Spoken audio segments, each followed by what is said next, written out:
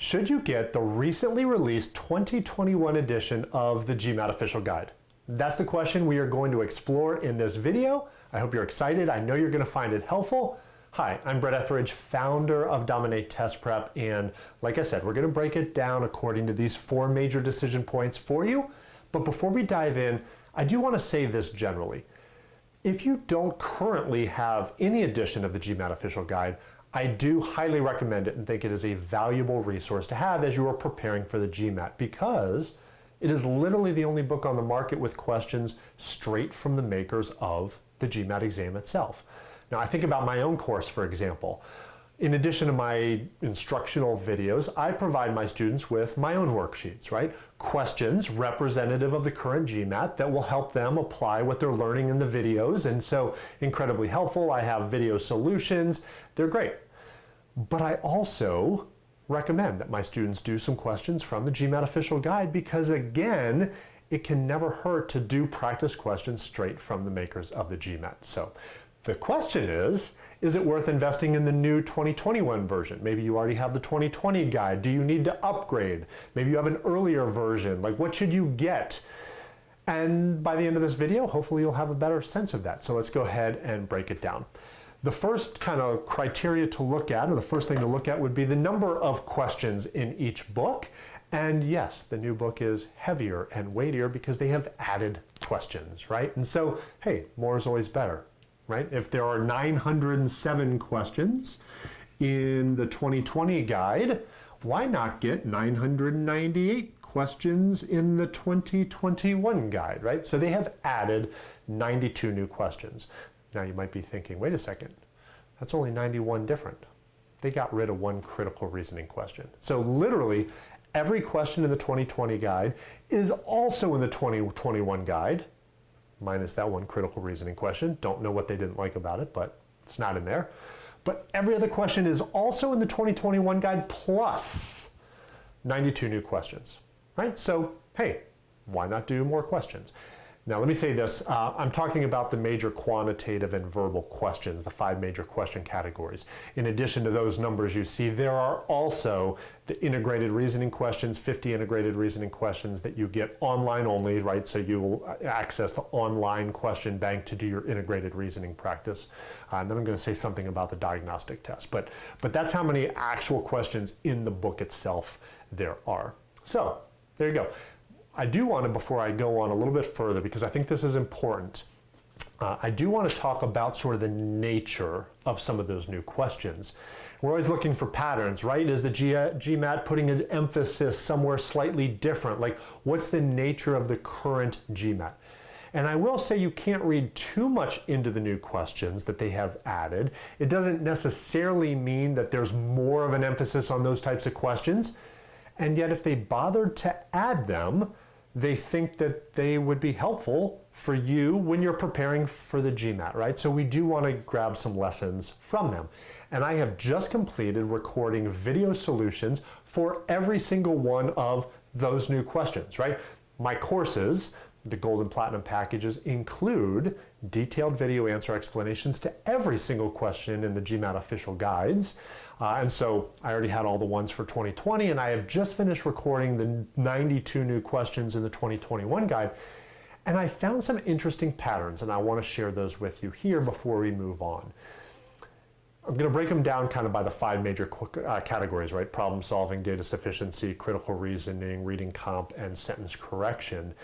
But starting with problem solving, because the majority of the new questions, that's not fair. More than half were not problem solving, but a disproportionately large number of questions were problem solving questions compared to the other categories, which is good. Students tend to want more practice with problem solving. And there were really 3 new question types, or 3 question types that I feel like there was an increased emphasis on. It's not to say that these question types didn't exist in earlier editions. It's not like there's something new to the GMAT. These are question types that have been on the GMAT already. But again, why are there more of these types of questions? I don't know. But let me tell you what the 3 are. The first is pure reasoning-based questions. Right? So I've always reminded my students that they call it the quantitative reasoning section. It's not a math test. Yes, there's some math. Yes, some questions are pretty straightforward math. but some questions you have to reason your way to right answers. And that's what I do a lot of in my course, is helping students figure out how to reason their way to right answers. And yet, quite a few of the new questions added are those pure reasoning-based questions. Let me give you an example. I don't remember the exact specifics, but it basically said something like, April 16th in such and such a year was a Wednesday. What day of the week was April 16th, 13 years later? And then they give you some kind of, not ground rules, but some aspects to consider, right? Every 4 years is leap year, and some months have 31 days. All of those types of things, right? And you literally just have to reason your way, extrapolate out, okay, if it's on a Wednesday in this year, 13 years later, what day of the week would it be? Like, it's not really math. It's reasoning. And there were several of those types of questions. And so just realize that that's what's going on. Several questions with those weird symbols that don't mean anything mathematically. I call them defined operation questions. There were a few of those added as well. So reasoning-based questions. The second kind of common pattern of question was conversions, right? So do you know how to convert from miles to kilometers, miles per hour to kilometers per hour? That wasn't one of the example. Some of them had to do with currency.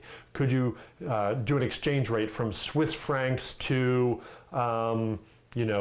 rubles or whatever? So do you know how to do those conversions? Sign grams to kilograms, like all of those types of things. Several of the questions involved those conversions. So make sure you know how to do that. And then the third kind of common pattern was several of the questions involved those sets questions, two sets questions, words with like both and neither. If such and such a percentage of people were in both groups, how many were in neither group, right? And so that appeared several new times. So just kind of those three common patterns to pay attention to. On data sufficiency, the only pattern I really picked up on, there's a nice assortment of new questions, but I will say that over half of the new data sufficiency questions added were geometry questions. Interesting, right? Several XY coordinate plane questions added, data sufficiency approach to them, which is interesting for a lot of students. Several 3D figures like cylinders, boxes, tested in the world of data sufficiency. So again, is that an increased emphasis? I'll leave you to be the judge of that. But again, if they bothered to add them, over half of the data sufficiency questions added were geometry questions. It'd probably be good for you to beef up your geometry, right? So that's the quantitative side. On the verbal side, reading comprehension, identical. Literally, every reading comprehension question here is here, no new questions, no new passages. So nothing to say there. Critical reasoning, they added several new questions. Almost all of them were strengthen and weaken questions. There were a couple new bold sentence questions, but most of them were which of the following would strengthen the argument, which of the following would weaken the argument. And I would say more were weakening questions than strengthening questions, but almost all of them were strengthen and weaken questions. So just make sure you know how to do those types of questions. And then sentence correction, no rhyme or reason. A really nice assortment covering all of what I call the big 6 grammar categories that we teach in our courses. So lots of stuff in there. Nice assortment, no major pattern. So hopefully you find that helpful in terms of what is new with the 2021 guide. Let me quickly run through these other points to help inform your decision about what's new in 2021. Diagnostic test. This was interesting. There is a diagnostic test in the 2020 guide, and they got rid of it in the 2021 guide. Now you might be thinking, well, is that a knock against the 2021 guide? Like, why wouldn't they include a diagnostic test? I actually think that's a very good thing, right? So I'll put a little, like a green star or something, right? A little green check mark. I think it's a good thing because the diagnostic test wasn't overly helpful. It's essentially just a random assortment of questions that, in my view, were slightly harder than average questions anyway. They're not computer adaptive. It wasn't full length. It's just not a very accurate assessment of your abilities at the beginning of preparing for the GMAT. So what they did instead is they took all 100 questions of the diagnostic test and they just added them online as part of the online question bank. so that you can just do them as additional practice problems. And they are good practice problems, right? So as an actual test, not so much, but they're worth doing. And so they're still included with the 2021 guide. You'll find them online.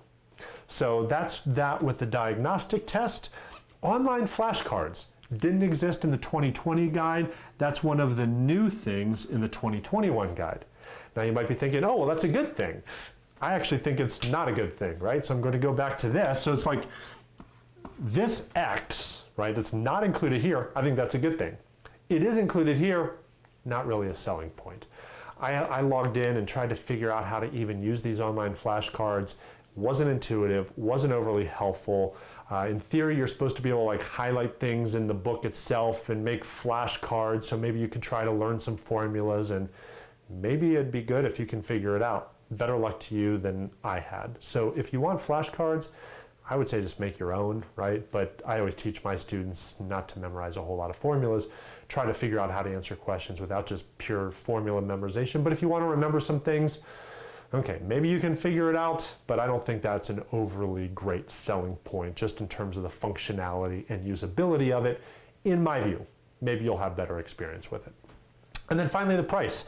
Go back to a pen color that you can actually read. The 2021 guide is more expensive. Now, maybe it's because there are 92 more questions, right? So the 2021 guide, if you get it from the GMAC through MBA.com, they charge a lot more money for it. It's almost 50 bucks. It's like 48 bucks, I think, through their website, plus shipping, right? If you go to Amazon, Amazon.com in the US, maybe you can get to a different Amazon if you're watching this in a different country. You can find it cheaper, right? Currently, it's available for less than $40. I found it just today at the time of this recording for about $38 on Amazon. So maybe you can find it cheaper, but it's more expensive than the 2021 guide. So again, at the time of this recording, the Amazon version, or the Amazon price for the 2020 guide is less than $30. It was about $28. Here's the thing with this though. As we get further and further into the year, and their supply, Amazon's supply of the 2020 guide goes down, that price is going to go up, and all of a sudden it's not going to be cost effective at all. So, all of that to say, would it be worth saving a little money now if you're trying to choose? Let me kind of summarize this for you. It's worth having a guide. More questions are better. Is it worth 10 extra bucks? Probably. I mean, why not go with the latest one? If $10 is going to be a deal breaker for you, you would be totally fine with the 2020 guide. So here's what I would say. If you already have the 2020 guide, I honestly wouldn't recommend spending the extra money for essentially 92 more questions. I would spend that money getting the quantitative review, the GMAT official quantitative review and verbal review. You can get both of those books with almost 500 more combined questions for less than the price of just the 2021 official guide, right? So if you already have the 2020 guide, I'd stick with it. And then if you want more practice questions, get one of those supplements. But if you don't have any guide, then sure, go ahead and get the newest one. Why not, right? You get plenty of questions. For most students, 1,000 questions will be plenty, especially if you've already enrolled in my course and have all of my worksheet questions as well, then you'll definitely have plenty of questions. But that would really kind of be my take-home point. I'll leave it to you ultimately to decide. It's your money, and maybe you don't want the guide at all. That's up to you as well. But if you are going to get it, hopefully you now understand the difference. If you were looking for some sort of explanation about maybe what's new with some of the questions, hopefully you found my kind of analysis and explanation of that helpful. As always, leave questions below. If you have any additional questions about what's included, what's not included, about anything else I said in this video, please post it below. I would also love to hear from you. What have you found most helpful in using the GMAT official guide? Any tips, any strategies? And by the way, if you have figured out how to use these online flashcards, share it with the rest of our community, please. Enlighten me. Again, I could spend some time figuring out, I am sure, But my general rule of thumb is if I've spent like 5 minutes trying to play around with it and it's not intuitive, I've got more important things to do. Like in your case, studying actual questions, do practice problems. Don't spend your entire life trying to figure out these online white cards. Okay, anyway, enough about that. With that, I'll let you get back to studying and or ordering maybe one of these guides. By the way, I'll post links in the notes below if you want to purchase these books, direct links to the Amazon version. So you can go ahead and do that. Thank you as always. I am here to serve you, to empower you to dominate the GMAT. Take care, everyone, and we'll talk to you soon.